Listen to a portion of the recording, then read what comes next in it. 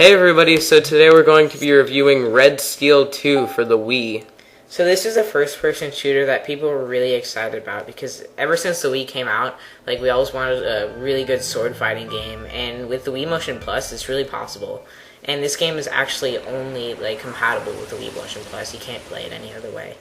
So even though we haven't played the original Red Steel, we know a lot of people were disappointed with it because there was a lot of control issues. And you can think of Red Steel 2 as a sequel, but it really has nothing to do with the first game. It's set in some weird desert Old West place that somehow has advanced technology in it, and you wake up with the protagonist in chains with this maniac that's dragging you around in a motorcycle. And the motorcycle crashes eventually, and you escape and meet up with this sword master Jian, and there you basically learn basic training moves. So the story, as time goes on, it gets more complicated with these clans, revenge, rivalries. But if you don't pay attention to the story in the game, it doesn't really matter. So the main thing everyone's been wondering about in this game is, are the controls responsive? Is the sword fighting fun? Does it, follow all your movements? Well, it works well, but it doesn't follow every movement, otherwise it'd be a kind of confusing game. But it responds to everything important. I mean, after a few minutes, you'll be able to block, slash, and, shoot really easy. And the game mainly focuses on sword fighting. There is, guns too, but it's mostly sword fighting. Yeah, the Wii Motion Plus really helps with the sword fighting since it really responds to your movements, and it's a lot better to use than just the normal Wii remote. Yeah, and when you slash and stuff with the sword, there's still a little delay between the time you shoot and or slash and the time it does something, but it's really small and it's not that big of a deal. Yeah. So one thing I found out when playing this game is that if you stand up while playing, because I think that's how it's meant to be played, it really helps you get into the game.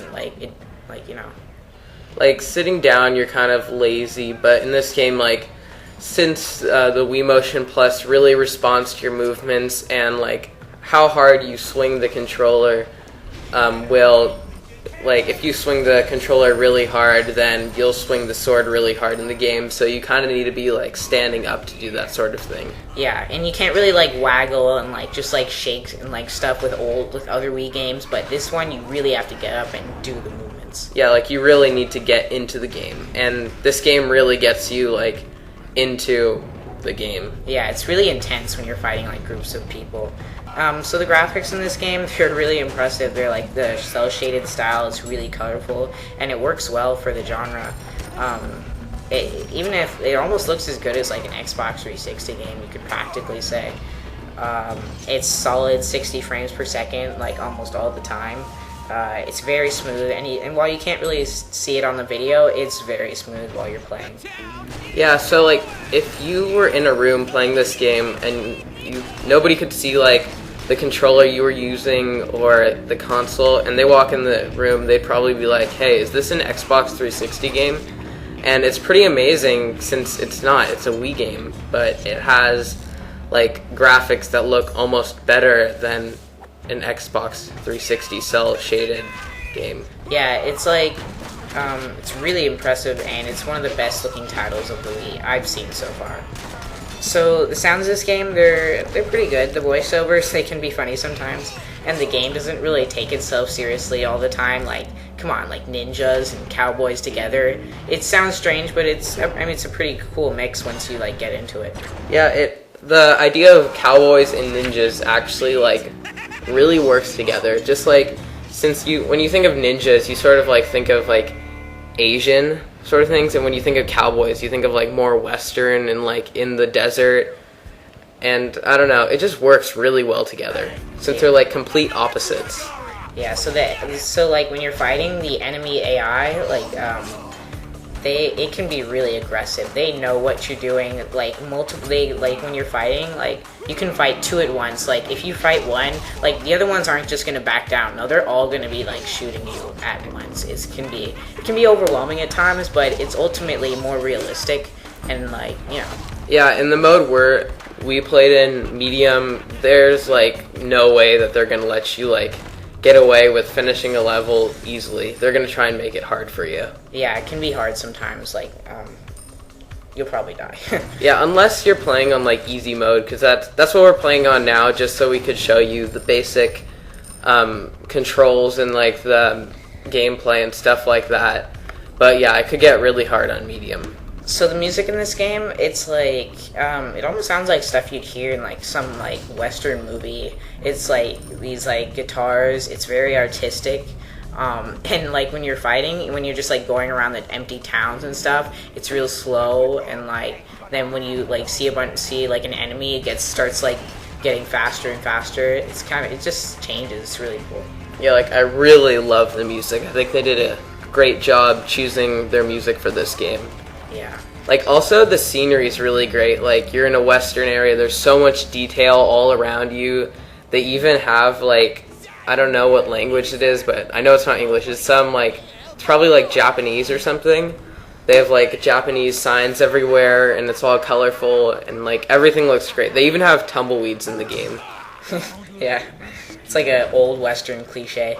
Yeah. So, besides the, the single player mode, there's also the challenge mode, but the main thing is the single player mode. And they didn't put any multiplayer mode. It might have been cool, but I'm glad they focused mainly on the single player because it's really polished. Yeah. So there's different levels of difficulty you can play on, and this can add to the replay value too. Because if you play on easy, you felt it was too easy, then you go back on medium or hard, and then you have a real challenge. Yeah, but actually hard, they didn't call it hard because like hard was too easy. They made it like ninja mode or something. So that's like super mode, I guess. It's like even harder than hard, which is really crazy. So yeah, like we said before, the environments, they're really detailed. But the only problem with that is that, like, all the time it's always, like, a desert town. Like, maybe, like, a cave or something. I don't even know. It might have been, like, cool. But, I mean, it's not too big a deal because the environments are just so detailed. Yeah, and you'll be really occupied with this game since you have missions, sort of like Grand Theft Auto, where you have to, like, kill certain people or, like, blow up trucks and stuff like that. And you have a lot of them, and it's really fun to complete them. So we could go on and on about like the involvement and the immersive experience, but you really just have to play it for yourself. It's like one of the best like titles for Wii and like a great way to try out Wii Motion Plus. And like after this game, I see the Wii Motion Plus accessory, like it has a lot of potential now. Yeah, and I would definitely pick up the bundle pack for this game and the Wii Motion Plus, other than the bundle pack for the Wii Motion Plus and Wii Sports Resort, because you'll get a lot more out of the game. Yeah. You'll be coming back to it over and over again. And yeah, it's just a really great game. So that's our review of Red Steel 2. Hope you enjoyed, and see you next time. Bye. Was that good? Thank